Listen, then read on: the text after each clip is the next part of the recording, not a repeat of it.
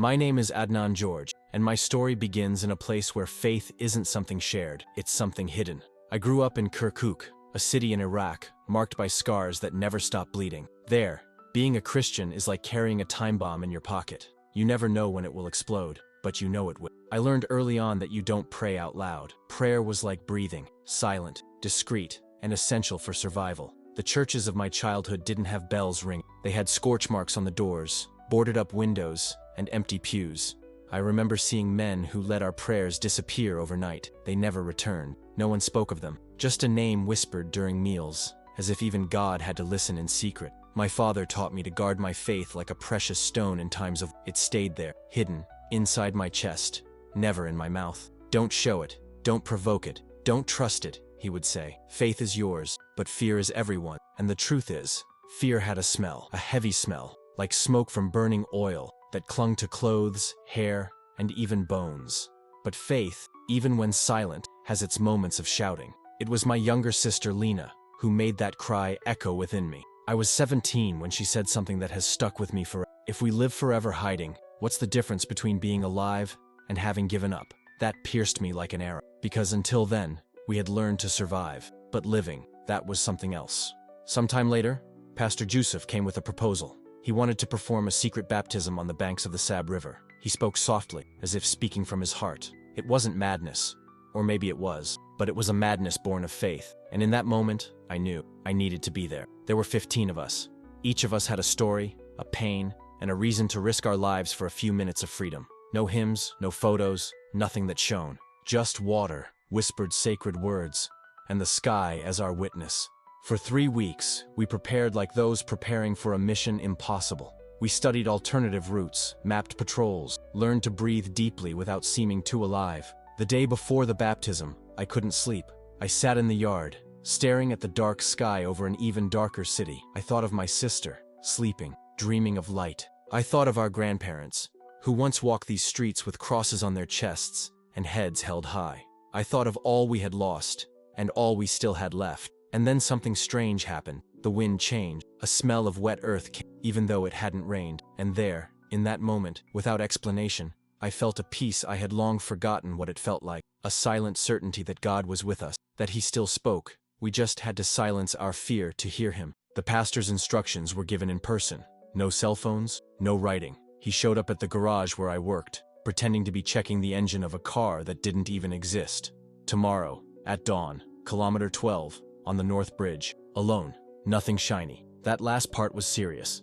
Any reflection could give us away before we even got near the water. On the morning of the baptism, I encountered faces I'd known since childhood, and others I'd only seen in brief encounters, in the dark, with fear. Lena, with her steady gaze and serene smile. Miriam, a nurse who healed without asking who the person believed in. Sammy, an engineer, who dreamed of rebuilding churches he might never see standing. A widow who lost her husband for refusing to deny Christ, wanted to be baptized to show he didn't die in vain. There was also Elias, 70, who survived 3 wars. He said that if God kept him alive until then, it was because he needed to witness that moment. And Inur, only 19, who had never been to church but knew verses by heart, memorized secretly. Each of us carried not just a name, but a story marked by fire and by hope. The Sab River that day wasn't just a river. It was a boundary between the world where we had to hide and the world where, for a few minutes, we could simply be Christians, free. Truly. And when we entered the water, it wasn't just our bodies that sank, it was our souls.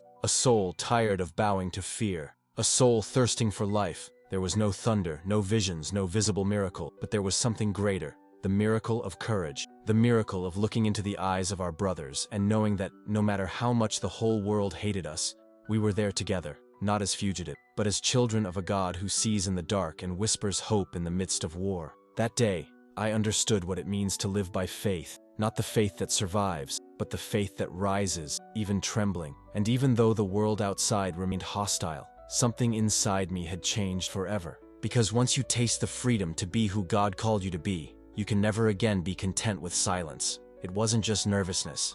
It was something deeper, almost sacred, like that moment when your heart knows it's about to cross a line that changes everything. Before I even opened the front door, my mother was already there waiting for me. She didn't ask anything. She didn't need to. She just hugged me with a strength I hadn't felt in years, as if she wanted to hold back time for just a second longer. And then she whispered, May the God of storms and calms cover you, my son. At the time, I didn't understand, but I held on to those words, unaware that the next day they would become an anchor as the sky collapsed in dust, wind, and fury. Each syllable, which seemed like just a mother's wish, would echo like a prophecy. Perhaps you've experienced something like this too. Someone said something seemingly simple to you, and only later realized it was God speaking to you. If this has happened to you, share it with me in the comments. Sometimes, heaven speaks through the people who love us most.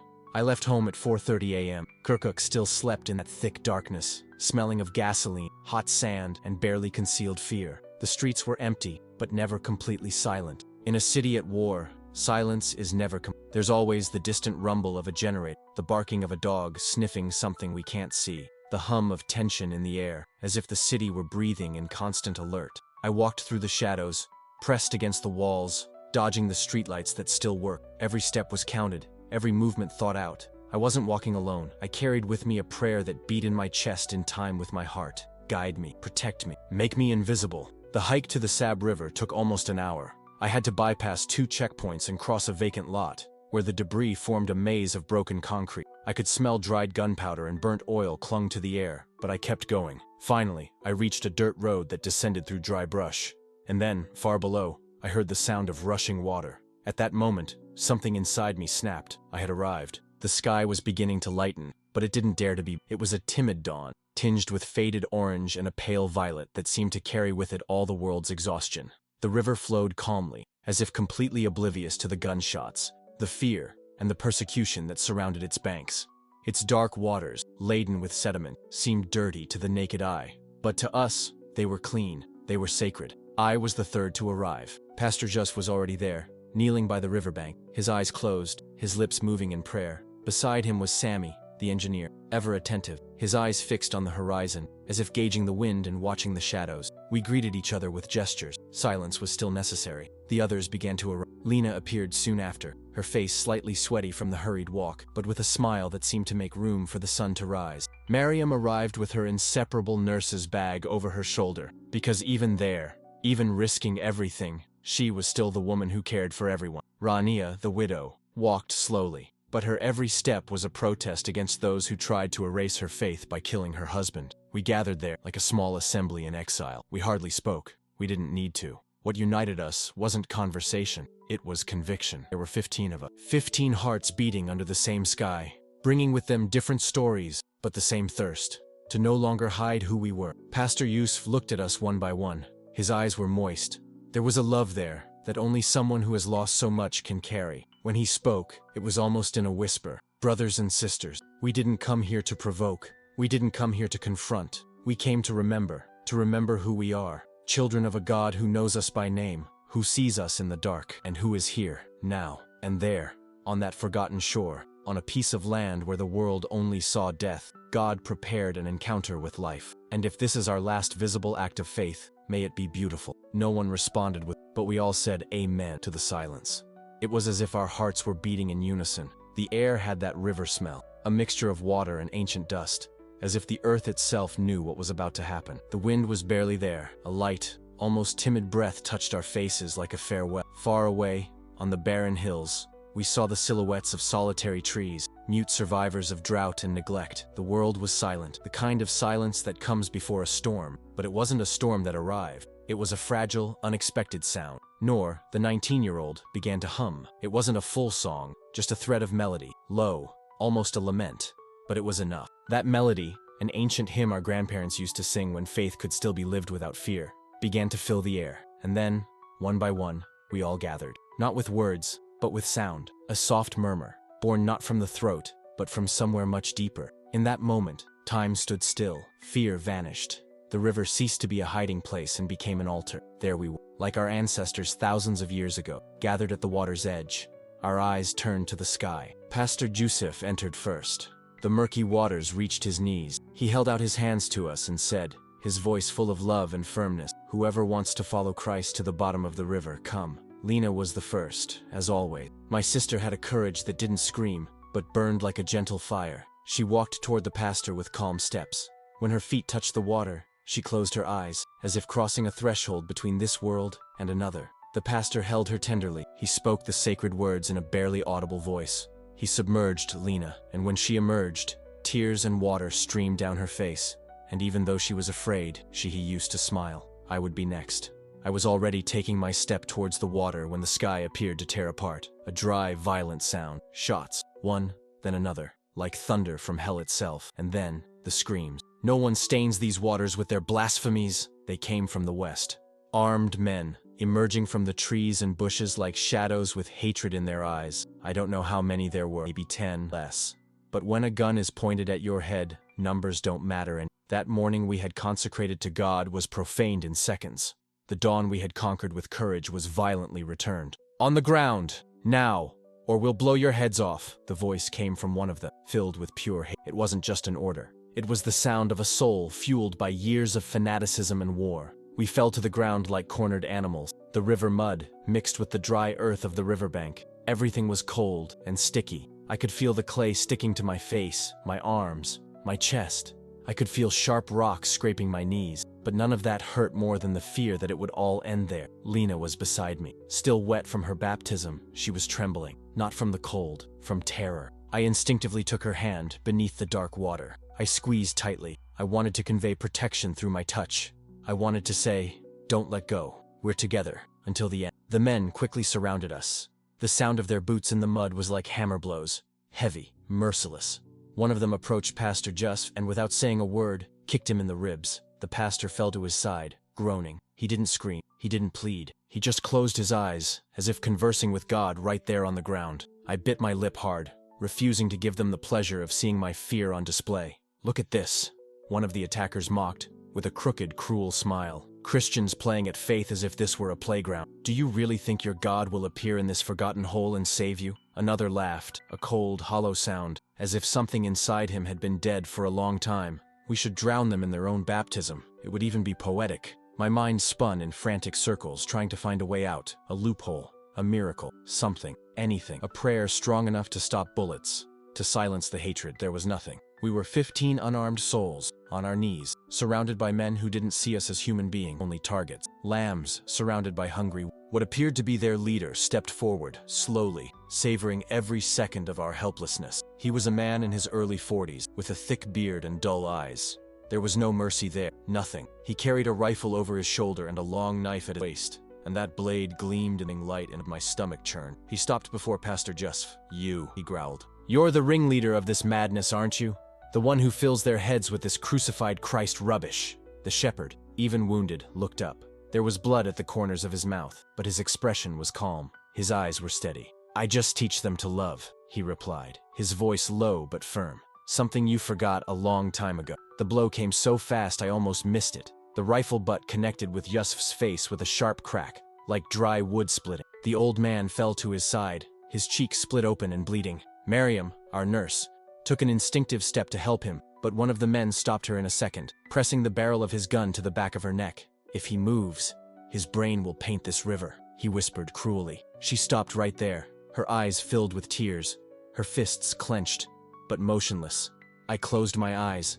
I needed to think. I needed to do something, but it was like fear was squeezing my throat with both hands. I could barely breathe. The taste of metal rose in my mouth, as if the air itself was tainted with despair. "Listen well, you infidels," shouted the leader. "This land is not yours. This river is not yours. This country was never yours.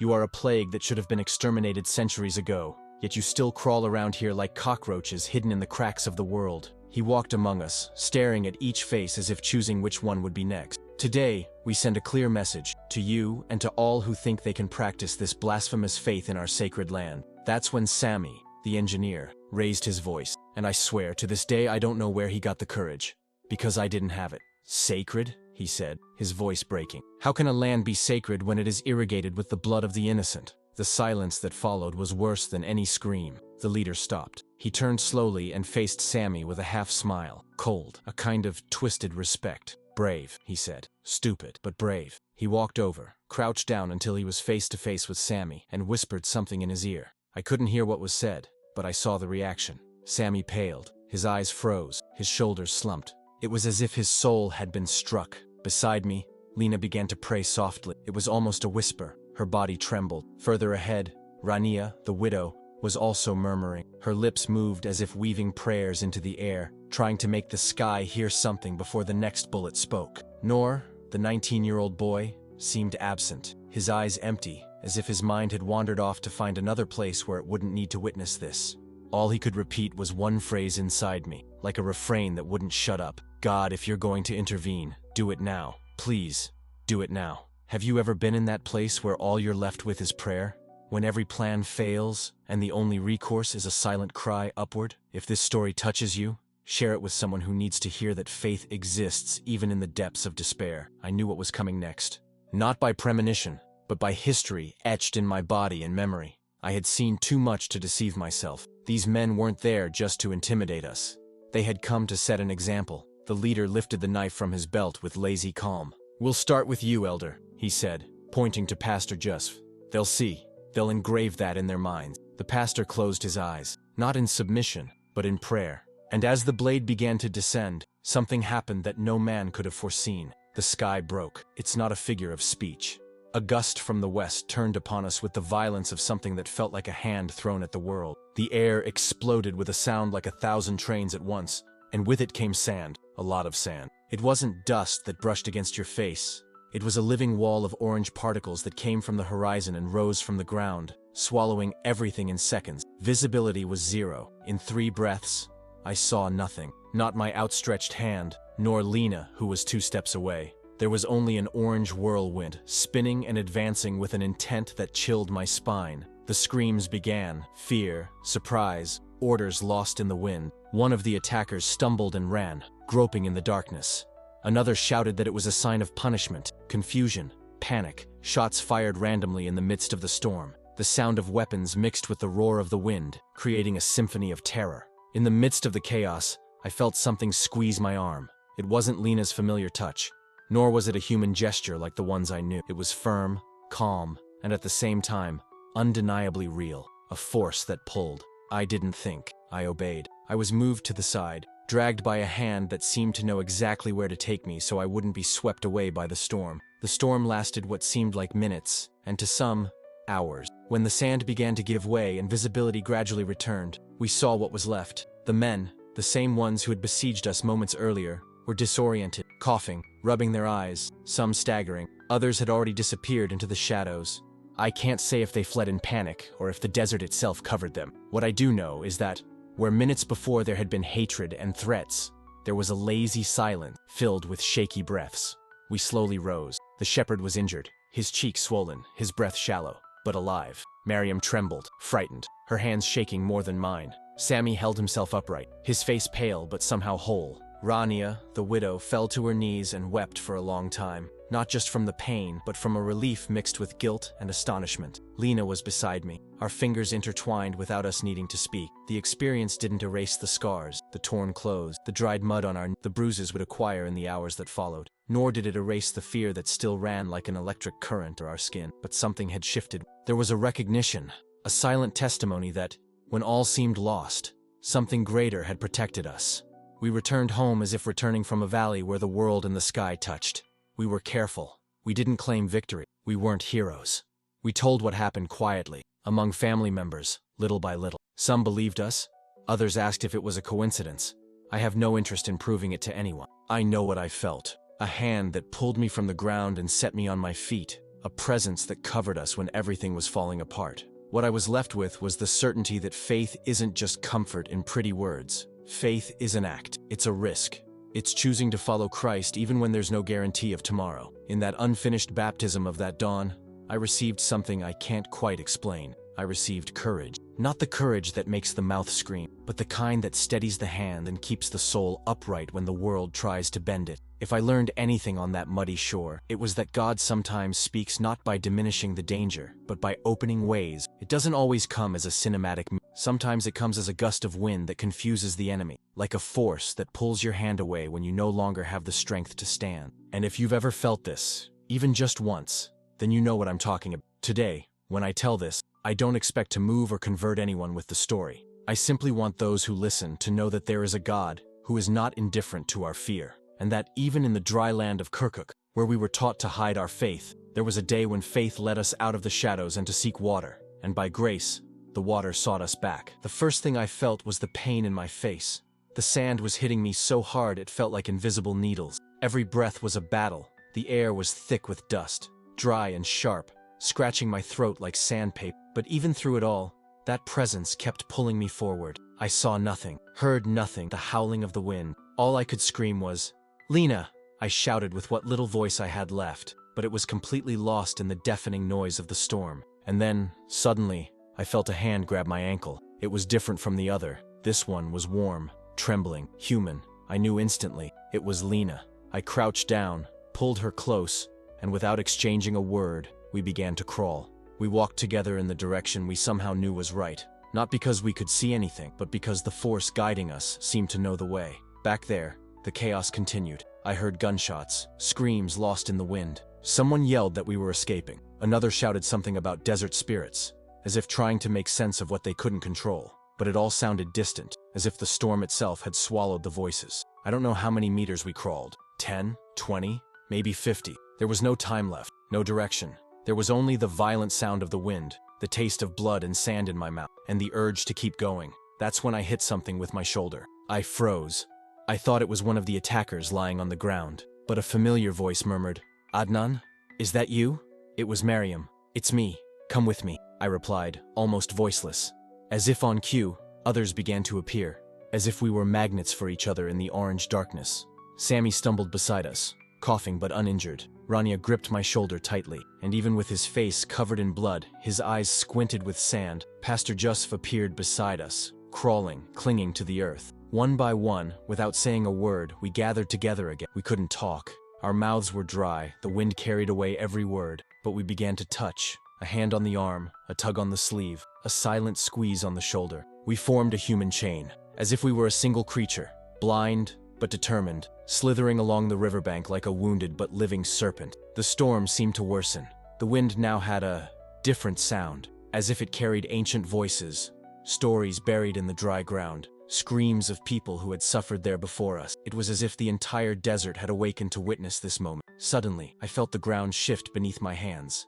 The mud turned into dry leaves, roots, and hard branches that scratched my skin. We had left the shore and entered the woods, the maze of twisted bushes we had studied weeks before as an escape route. At the time, it had seemed like overkill. Now it was salvation. We kept crawling. My lungs were on fire. Each inhalation was like swallowing ground glass. Lena was coughing so hard I thought she might pass out. But she didn't stop. No one stopped. We couldn't. The gunmen's shouts grew fainter. They stopped shooting. They stopped giving orders. What I heard now were voices mangled with panic, grunts of confusion, even regret.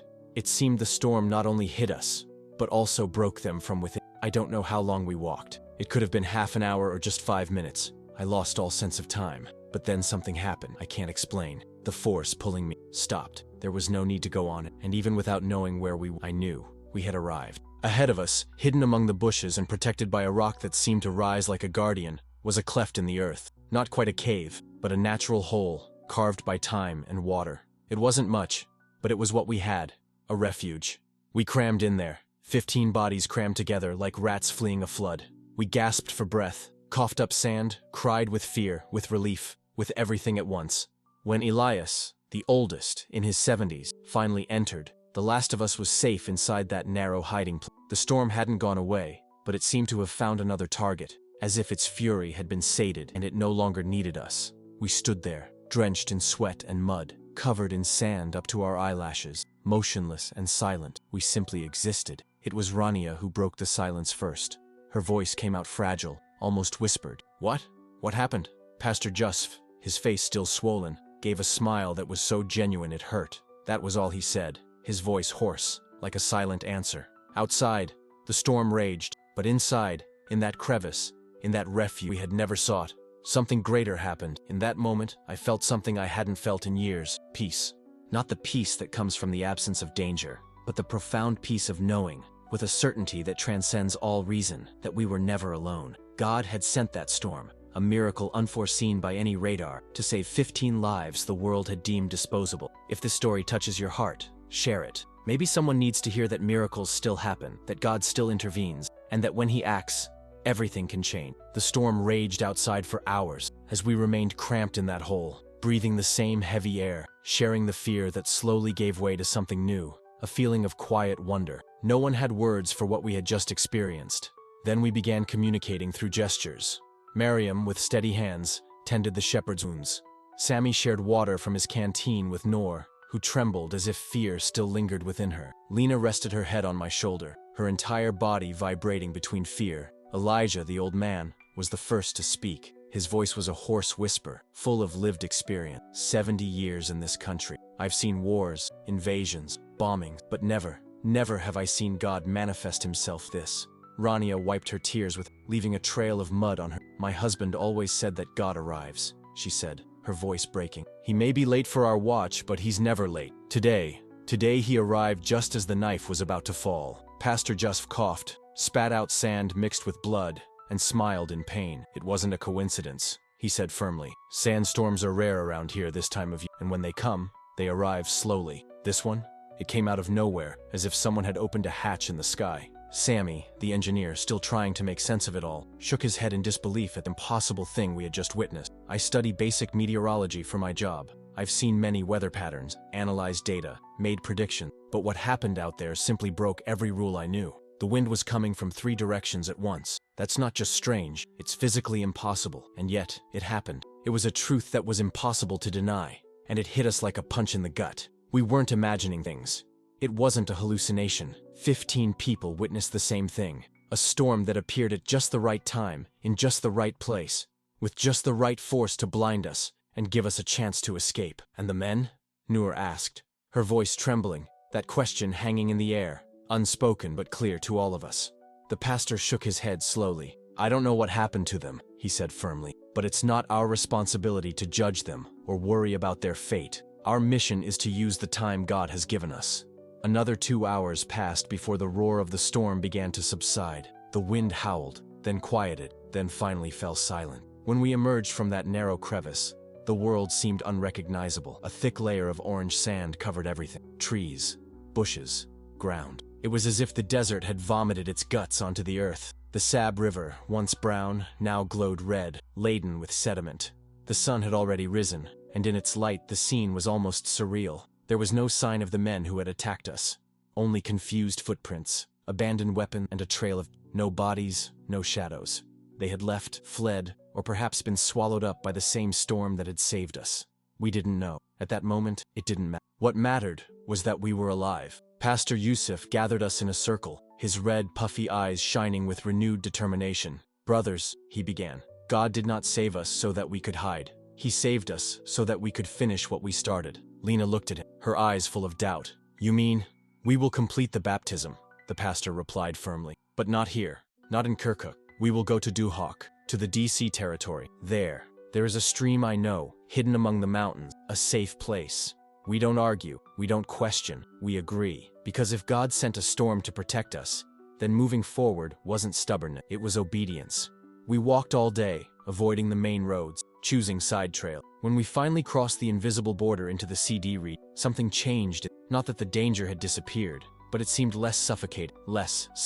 As dusk fell, we reached the stream the shepherd had spoken of. We were exhausted, but there was a silence between us, a silent acknowledgement that we had found the right place. The stream was nothing like the Sab. It was small, almost humble, but its waters were crystal clear, so clear we could see every pebble at the bottom, every grain of golden sand lying in its bed. It ran between 2 mountains covered in wild vegetation, forming a natural sanctuary, as if it had been made by divine hands for that exact moment. The sun was beginning to set, painting the sky with streaks of orange and violet that seemed to set the horizon ablaze. There was something profoundly poetic about that moment. We had begun the day in terror, and now we were ending it in. We dropped our backpacks on the floor and took off our shoes. No one was in a rush. After everything we'd been through, every second felt sacred. Every breath was a gift. Pastor Jusuf was the first to enter the water. The stream was shallow. The water barely reached his calves, but in that moment, it felt like an entire ocean. He turned to us, tears streaming freely down his face. He didn't try to hide them. Those tears weren't tears of pain. They were tears of gratitude, pure, intense,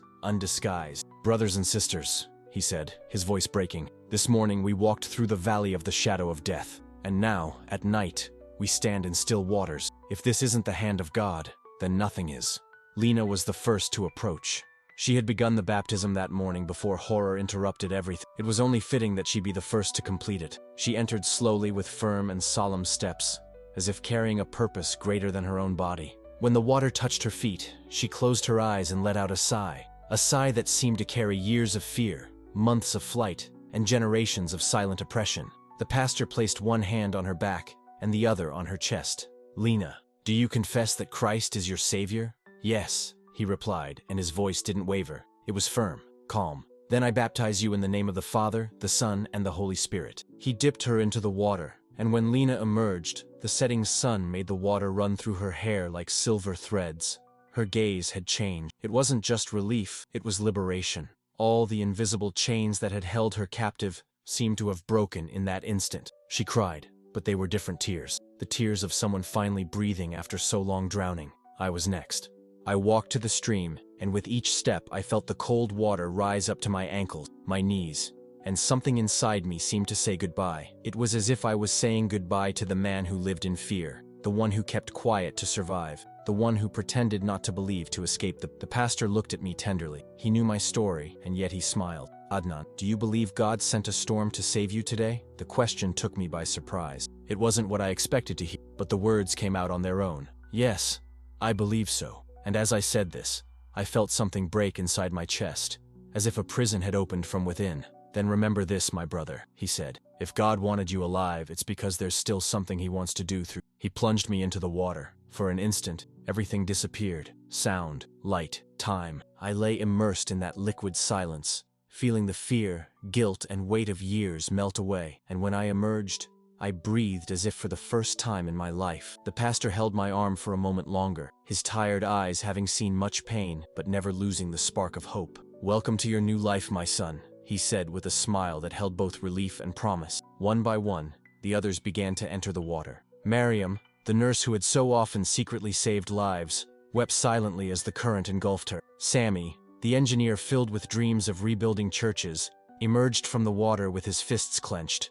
A silent but meaningful victory. Rania, a widow and heartbroken, whispered her husband's name as she dove, as if to say, "I did it. I finally did it." Noor, just 19 years old and never before in a church, was shaking so much that the pastor had to hold her steady. But when she emerged, a smile lit up her face, a smile that shone brighter than the sun on a mountain. Elias, in his 70s, took longer to reach the stream. His legs weren't as responsive as before, but when he finally positioned himself in the water, he spoke a phrase that has stayed with us all. "I've waited my whole life to do this without fear." Every second of waiting was worth it. There were no chants, songs, or elaborate speeches. Nothing but 15 people wading into that icy water, allowing themselves to be submerged and emerging transformed. When the last of us emerged, we sat together on the shore as the sky slowly darkened. The silence was heavy but comfortable. We didn't need words. We were digesting something beyond language. We began that day as victims. We ended it as living witnesses to the witnesses that God still moves, that faith has real power, that even in the midst of war, persecution, and hatred, there are moments when heaven touches earth and everything is transformed. Pastor Juice broke the silence with a simple but profound prayer. "Thank you, Father, for the storm, for the strength of the current, and for every breath you gave us today. Amen. Amen." In that collective amen, we sealed an invisible pact, a commitment to never forget that day, to remember that we were saved for a purpose, that each day we lived would be a testament to what we saw and felt. It's been 4 years since that day at the Sab River. I still live in northern Iraq, in Duhok, a region where persecution still exists, but is somewhat milder. My home is simple, 2 rooms with cracked walls and a roof that leaks when it... But for me, it's more than a shelter. It's a safe haven for other displaced Christians. They come from all over, Mosul, Baghdad, Kirkuk, bringing with them children who don't understand why they had to leave behind their toys, elderly people who cry remembering the homes that turned to ash. They come seeking answers that I don't always have,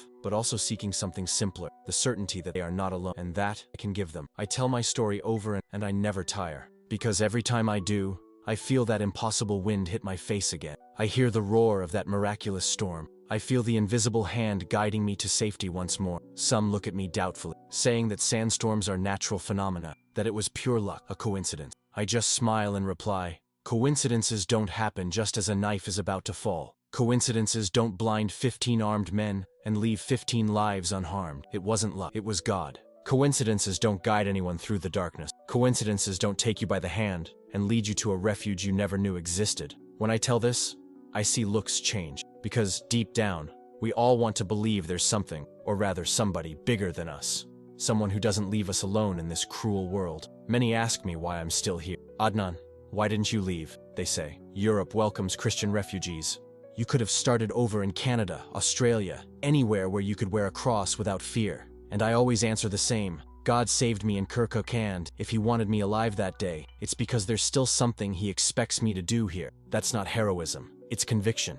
And that kind of conviction only comes when you see the impossible happen before your very eyes. Lena, my sister, managed to escape. Today she lives in Germany and works as a translator. She calls me every week, crying, begging me to come too. You would have peace here, she says. You could sleep soundly, have a normal life. I always smile and reply, Sister, peace is not the absence of danger. Peace is the presence of purpose. It's not always easy to live this truth. There are nights when the distant sound of gunshots keeps me. There are days when I see orphan children crying for parents who will never return, and I feel too small to console such pain. But then, the wind blows.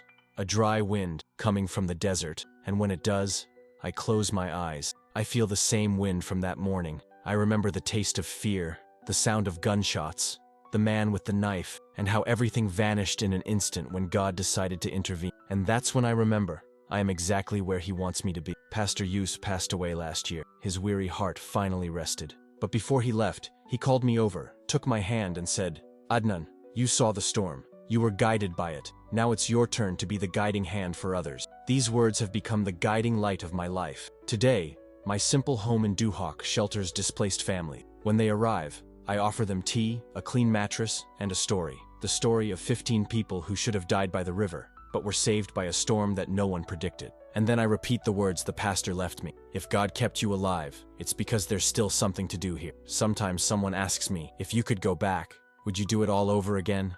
Knowing the danger, the fear, the pain, would you still attempt that baptism? And I answer without thinking, yes, 1,000 times yes. Because that day, on the Sab River, I was not just baptized in water, I was baptized in fire, in a storm, in a miracle. And from that river, the same man who entered did not come out. Someone left who knows, with all his soul, that God still protects his own, even in the midst of war. This certainty that I carry is worth more than any promise of security that Europe could offer me. There are days when the wind blows desert sand and leaves tiny golden grains gently on. To many, they're just dirt, something to be swept away, forgotten. To me, they're memory. Of the 15 who were baptized that day, 8 still remain here in Iraq. 3, like me, live in Kurdistan. 2 work secretly in Baghdad, helping communities in need. 3 remained in Kirkuk, defying danger, standing firm in the land of their ancestors. The other 7 have spread across the world. Lena is in Germany, working as a translator and living safely. Sammy is in Canada, finally studying architecture,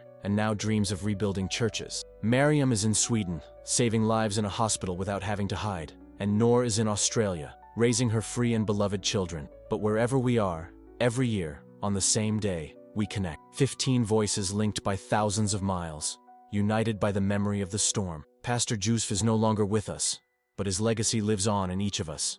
Before he left, he gave me his Bible, the same one he hid under his shirt that day at the river. Its pages are stained with dried blood, marks of pain and struggle. I have never cleaned them. To me, they are sacred. When a new family arrives, I sometimes take this Bible and read Psalm 46 to them. God is our refuge and strength, a very present help in trouble. And then I tell how those words became true in the sand, and we never knew what happened to those men who attacked us. They disappeared, they fled, were injured by the storm, or simply disappeared in the confusion. But I know one thing, in that moment when all seemed lost, something or someone intervened. Call it a miracle, providence, whatever you like. I call it love. The love of a father who hears the cries of his children, who sends storms when necessary, who guides with invisible hands in the darkness and transforms fear into testimony. Many tell me I should write a book, that this story deserves to go beyond our circle. Maybe one day I will. For now, I prefer to tell it in person, over a cup of tea, looking into the eyes of those listening. Because this story isn't meant to be read, it's meant to be lived. And when I finish, I always ask the same question. In what area of your life do you need God to send a storm? Some respond quickly, others remain silent, pondering. But everyone understands that salvation doesn't always come with angels singing or open heavens. Sometimes it comes with sand in the eyes, with a strong, blinding wind, but it comes. Today, while sweeping the sand in the garage, I found a grain larger than the others. I picked it up and held it up to the light. It was orange, irregular, small to anyone's eyes. To me, it was a piece of a miracle. I kept it in a jar on my shelf, along with dozens of others I've collected over the years.